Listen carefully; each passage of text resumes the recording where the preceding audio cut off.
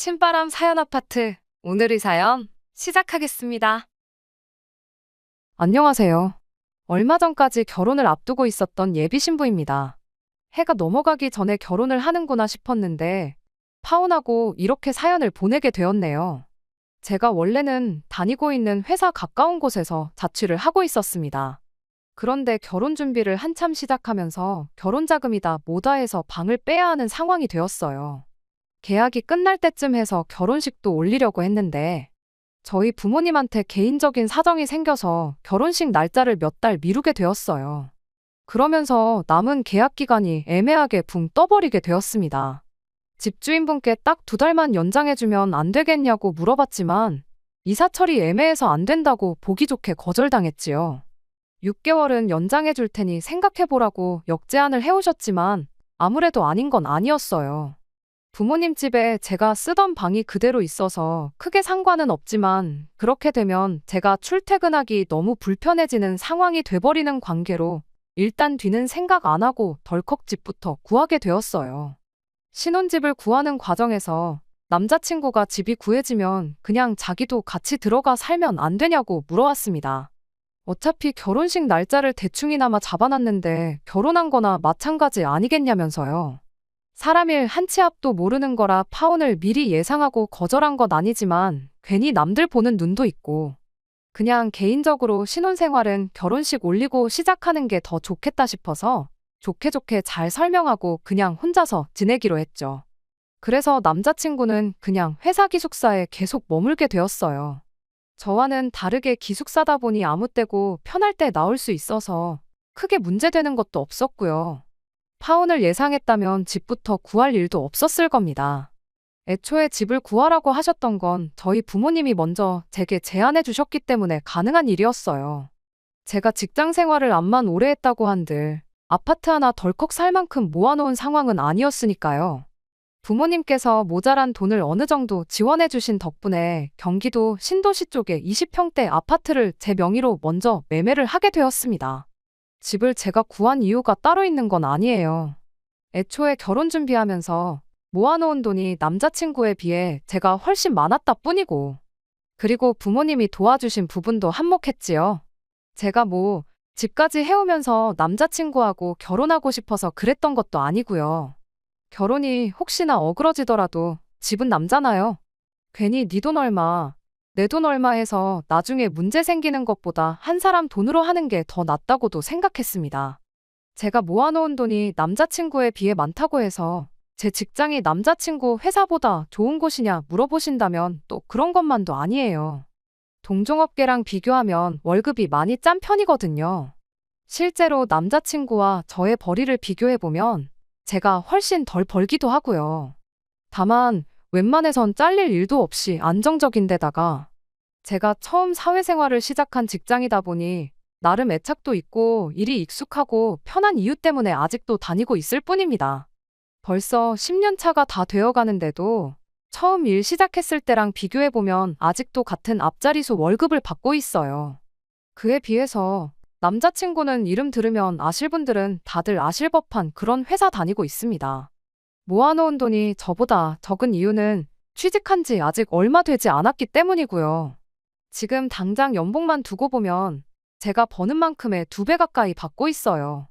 연말에 터지는 상여금 생각하면 저보다 2배 넘게 번다고 봐도 무방하고요. 그래서 당장 제가 돈 얼마 더 모았고 부모님 도움받아 집을 해간다고 한들 길게 보면 결국 남자친구가 가장 역할을 하게 될 텐데 당장 돈 얼마 더 해가는 게 큰 문제가 된다고 생각하지 않았어요. 결혼이 앞으로 둘이서 잘 살자고 하는 거지 내가 잘났네, 네가 잘났네 서로 재면서 경쟁하려고 하는 것 아니잖아요. 그래도 신혼집에 들어갈 살림살이들은 남자친구 돈으로 하기로 했어요. 당장 주머니 사정상 중고차를 뽑아야 할 테지만 차도 남자친구 돈으로 하기로 했고요. 정말 이제 결혼식만 올리면 다 끝났다고 봐도 무방한 상황인데 정작 저희들은 아무 신경도 안 쓰는데 난데없이 남자친구 집, 그러니까 제 시어머니가 되실 뻔했던 분이 난데없이 자격지심이 폭발해서는 결국 문제를 일으키네요. 남자친구가 지금은 잘 나가는 편이지만 예전에는 집안 형편이 그렇게 좋은 편이 아니었다고 합니다. 게다가 남자친구 아버지 되시는 분이 거액의 도박비까지 만들고선 가족들 버리고 야반도주를 했다고 해요. 공부에만 집중해도 모자랄 판인데 남자친구는 남들 학원 다니면서 부모님 도움으로 편하게 공부할 때 자기는 아르바이트를 했어야 했답니다. 졸업하고 바로 대학교를 갈 수 있었던 것도 아니었대요.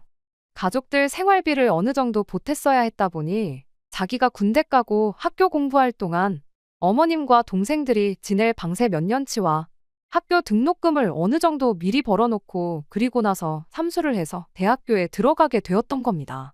취직할 때도 처음부터 돈 많이 주는 회사 아니면 들어갈 생각도 없었답니다.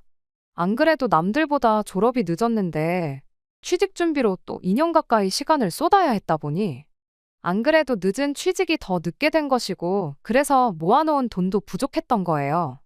저는 다른 것보다 모든 목표를 이뤄낸 행동력과 끝까지 가족들을 책임지는 책임감을 높이 사고 이 사람과 결혼을 결정했던 거예요. 아무튼 말 그대로 남자친구는 그동안 자라오면서 집에 퍼주면 퍼줬지 땡전 한 푼 받은 거 없이 자라왔어요. 하지만 저랑 결혼하게 되면서 자기도 이제 자기의 가정이 생기는 것이니만큼 더 이상 가족들을 신경 쓰고 싶지 않다고 앞으로 자기 행복만 찾으며 살고 싶다고 말해왔습니다. 딱 자식으로서의 도리만 하고 살고 싶다고 했죠. 저는 저희 부모님하고 사이도 좋고 집 할 때 큰돈 턱턱 내어주실 정도로 도움도 평소에 많이 주셨거든요. 제가 그 돈을 모을 수 있었던 것 또한 제가 회사 근처에 혼자 살면서도 부모님께서 돈 모으라고 월세도 여태껏 도움을 주셨었기 때문이에요. 그러니 남자친구가 부모님하고 사이가 안 좋은 걸 보면 안타까웠습니다. 그렇지만 제가 어떻게 할 수 있는 게 아니잖아요. 부부싸움은 칼로 물베기라는데 가족 싸움은 오죽하겠나요? 그래서 제가 나서서 남자친구와 예비시댁을 다시 화목하게 만들어줄 생각은 추호도 한 적 없습니다. 그냥 남자친구가 하자는 대로 따르기로 했어요. 결혼 후에도 말입니다. 그래도 가족이다 보니 결혼 이야기가 오고 가기 시작한 뒤에는 양가 부모님께 서로를 인사드리는 자리도 있었고 양가 상견례도 마친 상황이었습니다. 그나마 다행인 건 남자친구 본가가 가까운 곳이 아니라 부산이라는 사실이었습니다.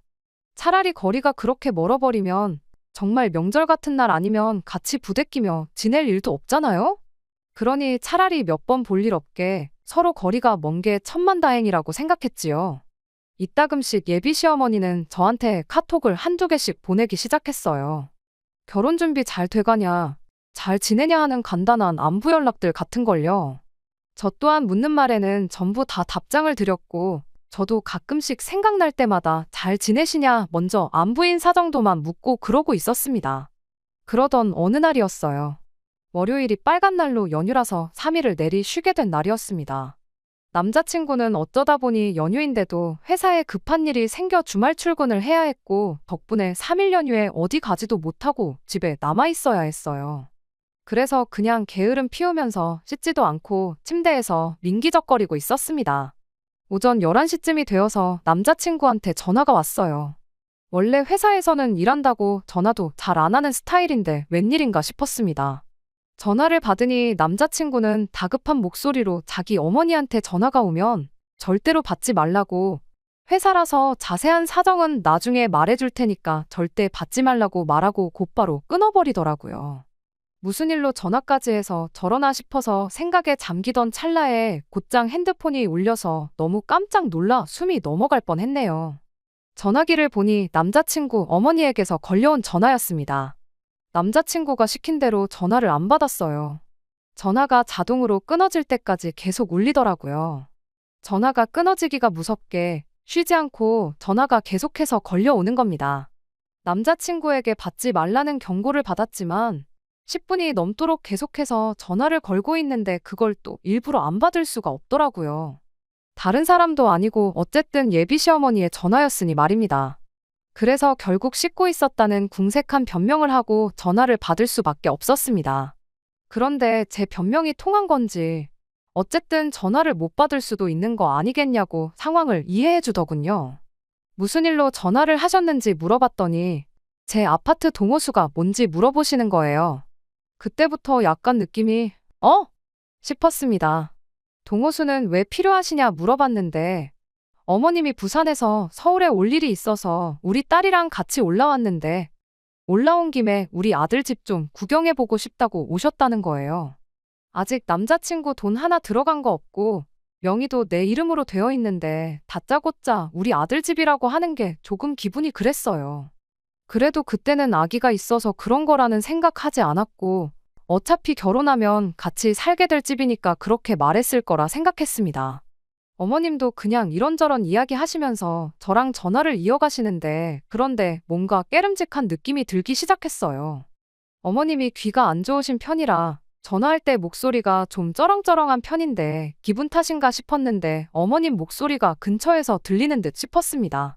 설마 싶어서 베란다에 슬쩍 나가서 바깥을 봤는데 정말 온몸에 소름이 돋을 정도였어요. 저희 집이 4층이었거든요. 그래서 가끔씩 아파트 주차장 쪽에서 나는 소리가 집으로 그대로 들려올 때가 종종 있었어요. 그런데 남자친구 여동생하고 같이 해서 어머님이 아파트 주차장에서 저랑 큰 목소리로 통화를 하며 두리번거리고 있는 걸 딱 목격해버린 거예요. 애초에 집에 들어온다고 하면 제가 거절도 할 수 없게 아파트까지 와가지고 저한테 전화를 하신 거예요. 그것 때문에 남자친구가 전화를 받지 말라고 했구나 하는 생각이 들었습니다. 뭐 다른 방법이 없을까 하다가 어머님한테 아파트 인테리어 공사 때문에 주말 동안 공사하기로 일정이 되어 있고 지금 남자친구가 연휴 동안 출근하게 되어서 저도 지금 회사 나와서 일하고 있다고 적당히 둘러댔습니다. 어머님은 제가 어머님이 아파트 단지 안까지 들어와 있다는 걸 알고 있는지 모르는 상황이었으니 그냥 집만 슬쩍 보고 간다고 몇 동 몇 호인지 알려달라는 걸 제가 집 정리 끝나고 하면 정식으로 초대할게요 하면서 얼버무리면서 상황을 무마해서 넘겼어요.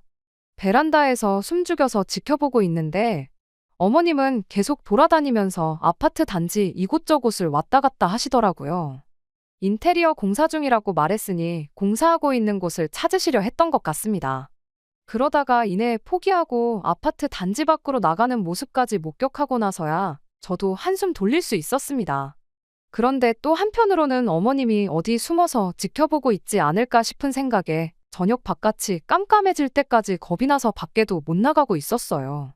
남자친구한테 어머님이 내 집은 어떻게 알고 찾아오셨을까 물어봤어요. 혹시 내 집이 어디인지 말해줬냐고요. 남자친구가 자기가 가족들하고 그런 대화 주고받을 만큼 친해 보였냐고 그럴 리 없지 않냐고 하는 겁니다. 어떻게 알아냈을까 곰곰이 생각을 해보다가 또 소름이 돋았습니다. 생각해보니 제가 집 계약 마무리하고 끝전을 치르고 드디어 내 집이 생겼다는 기쁨에 제 카톡 프로필 사진을 아파트 사진을 찍어서 바꿔놓았던 적이 있거든요. 거기에 붙어있는 아파트 이름을 보고 아파트가 어디인지 찾아봤던 거예요. 정말 그것 말고는 어떻게 알아낼 방법이 없었던 상황이고 아파트 단지까지는 들어왔는데 동호수를 물어보셨던 걸로 봐서 제가 사는 곳까지는 찾아왔지만 상세한 주소를 알지 못해 결국 포기하고 돌아가셨던 거죠. 남자친구한테 그런데 어머님이 부산에서 여기까지 진짜 왜 찾아오셨을까? 서울에 볼 일이 있다고는 했지만 제가 사는 지역이 경기도권에서도 신도시 인근에 있는 구도심이라서 솔직히 여기까지 오려면 지하철 타고 최대한 근처까지 진입해서 버스 타고 가는 것 말고는 따로 방법이 없는 곳이나 마찬가지거든요. 그런데 그 일이 있던 뒤로 바로 다음 주 일이었어요. 제가 실수를 해버리고 만 것이죠. 남자친구 앞으로 급한 등기가 본가로 잘못 배달되었다고 남자친구 여동생이 저한테 다시 보내주겠다고 주소를 알려달라고 했어요. 급한 서류인 것 같았고 남자친구가 연락이 안 되는 상황에서 기숙사로 보냈다 분실 우려도 있고 해서 제가 대신 받기로 했던 거예요. 그런데 그날 저녁에 겨우 연락이 닿은 남자친구가 자기 급하게 처리할 서류 같은 거 없다고 하더니 둘 다 동시에 앞불싸 하면서 예비시댁에서 내 집 주소를 알아내려고 수작을 부린 거구나 하는 걸 눈치채게 되었어요. 덕분에 남자친구가 한동안 주말에는 어디 나가지도 않고 저랑 같이 제 명의로 된 집에 머물면서 언제 쳐들어올지 모르는 자기 가족들을 같이 맞이할 준비를 하고 있었습니다. 아니나 다를까 주소 알아내자마자 얼씨구나 하고 한 달도 안 걸려서 다시 집 앞까지 찾아왔더군요. 이번에도 연락은 당연히 없었습니다. 다행히 남자친구가 같이 있어준 덕분에 걱정이 되거나 하지는 않았어요. 들어오자마자부터 집이 참 아늑하니 좋네 하면서 예비신우랑 같이 해서 집안 구석구석을 돌아다니더라고요. 선반장도 하나씩 하나씩 다 열어보고 나중에는 제 옷방에 가서 옷장도 열어보고 옷도 한 번씩 꺼내보는 겁니다. 집 구경하러 왔다고 해놓곤 제가 어떻게 갖춰놓고 사는지 확인해보러 온 것처럼 보였어요. 누가 보면 마치 자기 집인 것 마냥 행동하더라니까요. 특히나 제가 아끼는 옷들 꺼내서 괜히 자기 몸에 대보면서 이 옷은 언니보다 나한테 더 잘 어울리지 않냐? 엄마한테 더 잘 어울리는 것 같다 하면서 예비시모랑 예비신우 서로 번갈아 가면서 입어보고 난리도 아니더라고요. 제 표정이 어두워지니 남자친구가 어쩐 일로 말도 없이 오셨냐고 연락 없이 이렇게 불쑥 찾아오는 게 어딨냐며 짜증을 부렸어요. 어머님은 또 내 아들 집에 내가 오는데 허락까지 받고 와야 되냐 하더군요. 남자친구가 어머님한테 뭘 모르고 하시는 말씀인 것 같은데 이 집은 자기 명의가 아니고 제 명의로 되어 있다고 한마디 하더라고요.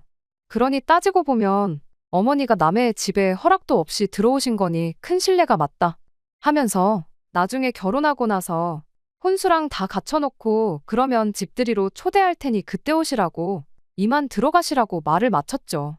그런데 어머님은 다른 말은 다 무시하고 이 집이 저 혼자만의 명의로 되어 있다는 말에만 반응을 하셨어요. 남자친구한테 왜 이게 니네 집이 아닐 수가 있냐, 그게 말이나 되냐고 하면서 왜 공동명의를 하지 않았느냐고 화살을 저한테 돌리더라고요. 아직 남자친구 돈 들어간 거 한 푼도 없는데 어떻게 명의를 그렇게 하냐고 저도 대답을 했지요. 반대 상황이었으면 공동명의로 해도 아무 말 안 하셨을 거냐고요. 어머님은 그래도 그러면 안 되는 거다 하면서 집 명의를 네 걸로 해놓으면 우리 아들이 이 집에서 길을 못 피지 않겠느냐고 하는 겁니다. 듣자 하니 다니는 회사도 별 볼 일 없는 회사 같은데 우리 대기업 다니는 아들이 저한테 기죽을 거 하나도 없지 않는 상황인 거 모르냐면서요. 네가 집까지 해오면서 우리 아들하고 결혼하려는 거 보면 안 봐도 답이 나온다고. 그러더니 남자친구한테 너는 애가 그렇게 순진해서 남들한테 이용만 당하는 거라 한마디 하시더군요. 누가 할 소리인가 싶었죠. 집에 돈이 모자라다고 학교도 졸업 안 한 아들 아르바이트 내보내면서 인생 계획을 몇 년이나 늦추게 만든 장본인이나 다름없는 사람이 사람 착한 본성을 가지고 이용해 먹네 만에 그딴 말을 하고 있었으니까요. 남자친구 어머니는 그런 건 생각도 못하고 저만 아주 이상한 사람을 만들려고 애를 쓰더군요. 제가 집 명의를 굳이 제 이름으로 해놓은 이유가 집이라도 쥐고 있어야지 돈 많이 벌어오는 남편을 자기 소나귀에 놓고 쥐락펴락 할 수 있기 때문 아니겠냐고 남자친구를 가스라이팅을 하면서 저와의 관계를 이간질을 하고 있더라니까요. 옆에서 예비신우도 거들면서 저 같은 사람이 자기 오빠 같은 사람을 만나려면 집 해오는 건 당연한 거 아니냐고 한마디 보태더라고요. 아무리 그래도 저는 결혼식 올리고 어느 정도 시간이 지나서 돈을 좀 모으거나 다음 이사갈 집을 정하기 전까지는 공동 명의를 할 생각이 없다고 두 사람 앞에 딱 잘라서 말을 했어요. 남자친구한테도 서운하게 생각하지 말라고 그게 맞는 거 아니냐니 옆에서 저를 거들어주면서 그렇다고 동의는 해주는데 대답하는 말본새가 제 눈치를 보고 있는 건가 싶은 목소리더라고요. 어머님은 끝까지 그래도 아닌 건 아닌 거라며 누가 봐도 우리 아들이 손해보는 결혼인데 눈칫밥까지 먹으면서 결혼 생활하는 꼴을 볼 수 없다고 했습니다. 막말로 서울에 집 해온 것도 아니고 시골 동네에 다 무너져가는 아파트 한 채 해온 게 뭐가 대수냐고 이까짓 걸 가지고 저한테 갑질을 하냐고 하는 겁니다. 이 상황이 누가 갑질을 하는 건지는 지나가는 개도 알 텐데 말이에요. 그렇게 말해도 어쩔 수 없다. 그리고 남자친구 눈칫밥 먹일 생각도 없고 이렇게 하기로 한 건 이미 오래전부터 결정한 일이라고 설명을 했지요. 어머님은 끝까지 제 말을 어떻게 믿냐고 하면서 당신한테 좋은 수가 있다고 하더니 제가 공동명의를 해줄 때까지 이 집에서 같이 지내겠다고 하는 겁니다. 방이 3개나 있으니 한 방은 저희가, 한 방은 어머님이, 한 방은 예비신우가 쓰면 딱 되겠다 하는 거예요. 예비신우도 이제 취직 준비할 때가 되었으니 한 2년간 여기서 지내면서 서울에 둥지를 틀 수 있게 도와주고 당신도 여기서 지낼 테니 제가 제정신이면 시어머니가 버티고 있는데 하늘 같은 남편을 눈치나 줄 수 있겠냐면서요. 남자친구가 얼굴이 시뻘개져가지고 대체 왜 이러는 거냐고 하면서 어머님하고 동생한테 이만 돌아가라고 바득바득 소리까지 질러대준 덕분에 상황은 대충 정리되었습니다. 어머님은 돌아가면서까지 저한테 생각 잘 해보고 연락을 달라고 그러고 돌아가셨고요. 무슨 폭풍이 휘몰아친 다음날 같이 집이 조용해졌어요.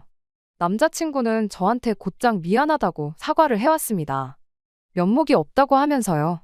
어머님은 도대체 왜 그러시는 거냐? 저도 화가 많이 나서 남자친구한테 물어봤는데 아무래도 생활비 때문에 그러는 것 같다는 겁니다. 결혼하면 가족들 더 이상 신경 안 쓰고 살고 싶다고 했던 게 저는 그냥 그때까지 집에 돈을 보내줘도 그냥 용돈하라고 돈 얼마 보내주는 게 전부라고 생각했었어요. 그런데 생활비라고 하니 용돈이랑은 또 어감이 다르게 다가오더라고요. 생활비를 대체 얼마씩 보냈길래 저러시는 거냐고 물었더니 그게 달에 300만 원이 넘는 돈을 보내고 있었던 겁니다. 그냥 기본적인 생활비부터 동생이랑 어머님 핸드폰비까지 전부 내주고 있었던 거예요. 아무튼 집에는 이제 결혼하고 나면 생활비는 더 이상 보내드릴 수 없다고 그렇게 미리 말을 하기는 했는데 아마 그걸 가지고 기분이 나빠서 저러시는 것 같다고요. 아무리 취직이 늦었어도 기숙사 생활을 하고 있는데 모은 돈이 왜 이렇게나 부족한가 싶었는데 거기에는 따로 이유가 있었던 거더라고요. 연 끊고 살고 싶다.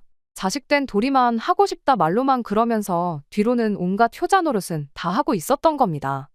그 와중에 남자친구는 우리 어머니 저러는 고집을 꺾으려면 아무래도 우리가 결혼하더라도 생활비는 계속 보내드려야겠다는 소리를 하는 거예요. 여태까지 제 편 들어주고 가족들하고는 소원한 척 하더니 이제서야 진짜 본심이 나오더라고요.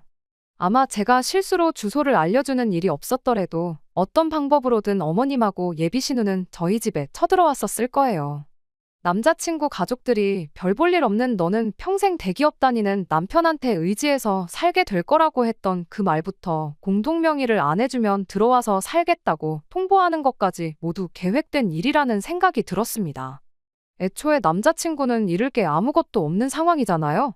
공동명의를 해주는 것과 자기 가족들 생활비 챙겨주는 건 당장은 아무런 연관도 없는 일이고 어떤 결정을 내리던 간에 둘 다 남자친구만 이득을 보는 속이 뻔히 보이는 상황이잖아요. 혹시나 제가 지나치게 생각을 하는 건가 싶어서 남자친구 속을 떠보려고 가족이냐 나냐 둘 중에 하나를 선택하라고 물어봤습니다.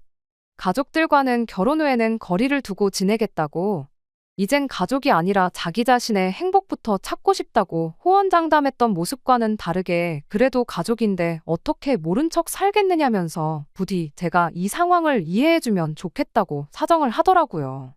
평생을 가족들 호구 노릇을 하고 자라서 그런지 결국 결정적인 순간에도 끝내 가족을 택해버린 남자친구였던 거예요. 남도 아니고 가족을 챙기겠다는데 그게 잘못된 거라 손가락질 할 사람은 아무도 없을 거예요. 다만 저랑은 결혼 이야기는 없던 걸로 하자고 했습니다.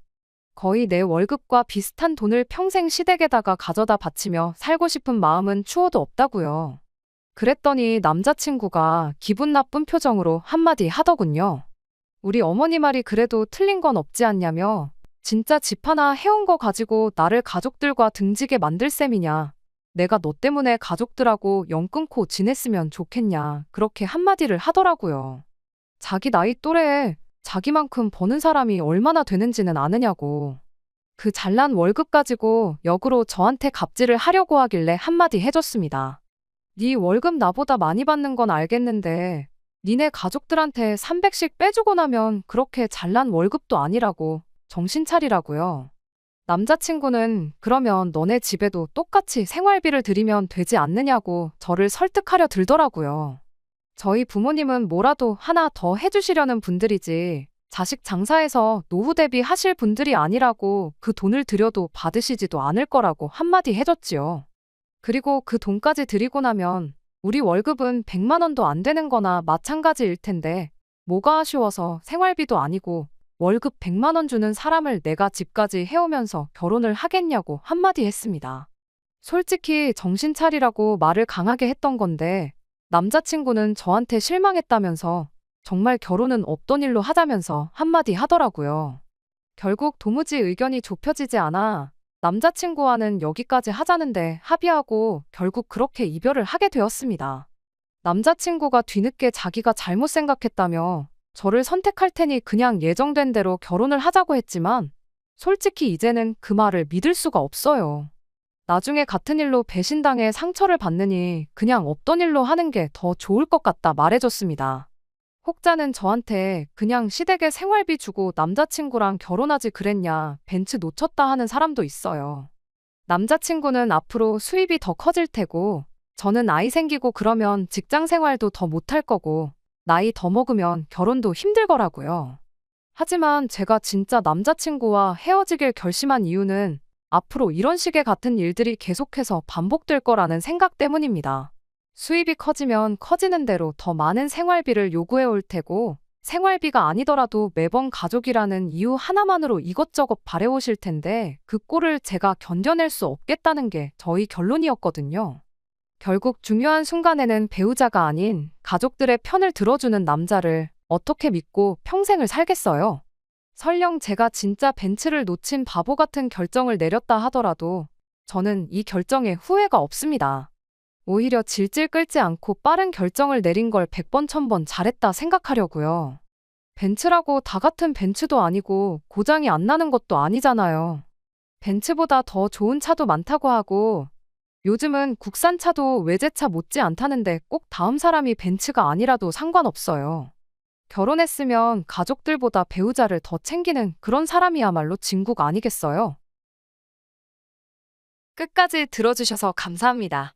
오늘의 사연은 여기까지입니다.